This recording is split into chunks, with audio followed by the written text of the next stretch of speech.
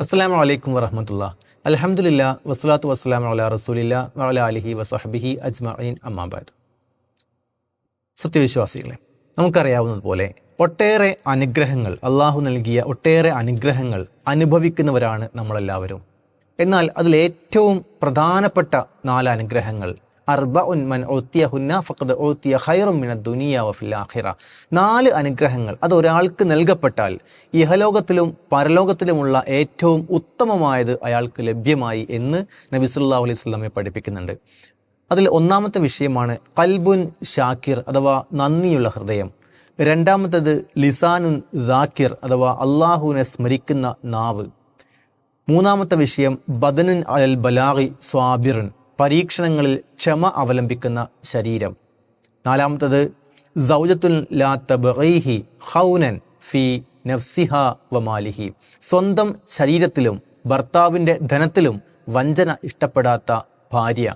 ഈ 4 കാര്യങ്ങൾ ഒരാൾക്ക് ലഭിച്ചാൽ അയാൾക്ക് ഏറ്റവും ഉത്തമമായത് ലഭിച്ചു എന്ന് നബി സല്ലല്ലാഹു അലൈഹി വസല്ലം പഠിപ്പിക്കുന്നു. ഇവിടെയാണ് നമ്മൾ മനസ്സിലാക്കേണ്ട ഒരു വിഷയം. ഒന്നാമത്തത് ഖൽബുൻ ഷാക്കിർ, നന്ദിയുള്ള ഹൃദയം. ഹൃദയം എന്ന് പറയുന്നത് തീർച്ചയായും അല ഇന്ന ഫിൽ ജസദി മുളഅ ഫഇദാ സ്വലഹത സ്വലഹൽ ജസദു കുല്ലുഹു, അറിയുക ശരീരത്തിലൊരു മാംസപിണ്ഡമുണ്ട്, അത് നന്നായാൽ ശരീരം മുഴുവൻ നന്നായി.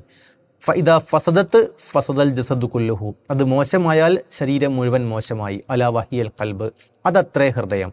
അപ്പോൾ ഹൃദയം നന്നാക്കിയെടുക്കുവാൻ തീർച്ചയായും ആ ഹൃദയത്തിൽ അള്ളാഹുവിനോടുള്ള ശുക്രിനെ നമ്മൾ സ്ഥാപിക്കേണ്ടതുണ്ട്. ആ ശുക്ർ ഇല്ലാതായി പോകുമ്പോഴത് നന്ദി കെട്ട ഹൃദയമായി മാറുന്നു, അത് മോശമായ ഹൃദയമായി മാറുന്നു. അതുമൂലം ശരീരം മുഴുവൻ, നമ്മുടെ നഫ്സ് മുഴുവൻ, നമ്മുടെ അസ്തിത്വം മുഴുവൻ മോശമാവുന്നു എന്ന് നമ്മൾ തിരിച്ചറിയേണ്ടതുണ്ട്. രണ്ടാമത്തെ വിഷയം ലിസാനുൻ ദാക്കിറാണ്.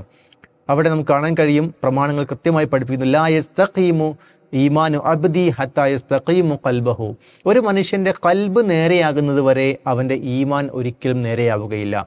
ലാ യസ്തഖീമു ഖൽബുഹു ഹത്താ യസ്തഖീമു ലിസാനഹു, അവൻ്റെ നാവ് നേരെയാവുന്നത് വരെ അവൻ്റെ ഹൃദയവും ഒരിക്കലും നേരെയാവുകയില്ല.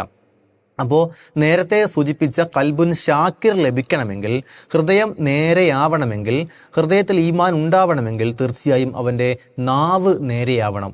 നാവ് എന്ന് പറയുന്നത് നമുക്കറിയാം, അത് നിയന്ത്രിക്കാതെ വിട്ടാൽ, കെട്ടഴിച്ചു വിട്ടാൽ സകല നാശങ്ങളും വരുത്തുന്ന ഒരു അവയവമാണ്.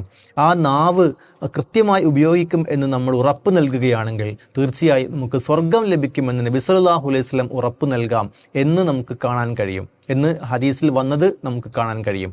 ഇത്രയും പ്രധാനപ്പെട്ട ഒരു വിഷയമാണ് നാവിൻ്റെ വിഷയം. മറ്റൊന്ന് ബദനുൻ അലൽ ബലാഗി സ്വാബിറൻ, പരീക്ഷണങ്ങളിൽ ക്ഷമ അവലംബിക്കുന്ന ശരീരമാണ്. തീർച്ചയായും അള്ളാഹുവിൻ്റെ പരീക്ഷണങ്ങൾ, ആ പരീക്ഷണങ്ങൾ എത്രത്തോളം തീക്ഷ്ണമായി നമ്മൾ അനുഭവിക്കുന്നുവോ അതിനനുസരിച്ചുള്ള പ്രതിഫലം, അത്രയും ഉന്നതമായ പ്രതിഫലം അള്ളാഹുവിൽ നമുക്ക് ലഭ്യമാകും എന്ന് നമുക്കറിയാം. യൂസുഫ് നബി അലൈഹി ഇസ്ലാമയുടെ ചരിത്രം നമ്മെ പഠിപ്പിക്കുന്നത് അതാണ്. ഒട്ടേറെ പരീക്ഷണങ്ങളിലൂടെ അദ്ദേഹം വളർന്നു വന്നു. അതിന് പകരമായിട്ട് അദ്ദേഹം ഒരു ചക്രവർത്തിയായി, രാജാവായി മാറുകയാണ്. ഈ രൂപത്തിൽ പരീക്ഷണങ്ങളിൽ ക്ഷമ അവലംബിക്കുമ്പോൾ തീർച്ചയായും അള്ളാഹു ഫബശ്ശിരി സ്വാബിരീൻ, ക്ഷമ അവലംബിക്കുന്നവർക്ക് സന്തോഷവാർത്ത അറിയിക്കുക എന്നാണ് അള്ളാഹു പഠിപ്പിക്കുന്നത്. അതേപോലെ നാലാമത്തെ വിഷയം, നബി സല്ലല്ലാഹു അലൈഹി വസല്ലം ദുനിയാവിലെ ഏറ്റവും നല്ല വിഭവം ഏത് എന്ന് ചോദിച്ചപ്പോൾ സൗജത്തുൻ മുഅ്മിനത്തുൻ തുഈനുഹാ അലാ ഈമാനി, അവൻ്റെ വിശ്വാസത്തിൽ, ഒരു മനുഷ്യൻ്റെ ഈമാനിൽ എപ്പോഴും താങ്ങും തണലുമായി നിൽക്കുന്ന ഇണ എന്നാണ് നബി സല്ലല്ലാഹു അലൈഹി വസല്ലം പഠിപ്പിച്ചത്. അപ്പോൾ ഈ 4 വിഷയങ്ങളും, ഈ 4 അനുഗ്രഹങ്ങളും ഒരു മനുഷ്യന് ലഭ്യമായി കഴിഞ്ഞാൽ തീർച്ചയായും ഏറ്റവും ഉത്തമമായത് അവന് ലഭ്യമായി എന്നാണ് ഹദീസിൽ നമുക്ക് കാണാൻ സാധിക്കുന്നത്.